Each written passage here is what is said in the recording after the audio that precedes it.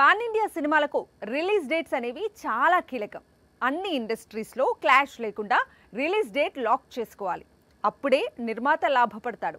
సినిమాకు 4 ఇండస్ట్రీస్లోనూ కలెక్షన్స్ కనిపిస్తాయి. ఇప్పుడు ఇదంతా ఎందుకు అంటే విజయ్ దేవరకొండ ఈ లెక్కలన్నీ చూడకుండా కొత్త సినిమా విడుదల తేదీని ఖరారు చేశాడట. ఏకంగా సల్మాన్ తో ఫైటింగ్ కు రెడీ అవుతున్నాడట. మార్చి 28న తన కొత్త చిత్రాన్ని విడుదల చేయబోతున్నట్లు ఇటీవలే రౌడీ కన్ఫర్మ్ చేశాడు. ఓ షాకింగ్ లుక్ తో ఫ్యాన్స్ ను ఇండస్ట్రీని సర్ప్రైజ్ చేశాడు.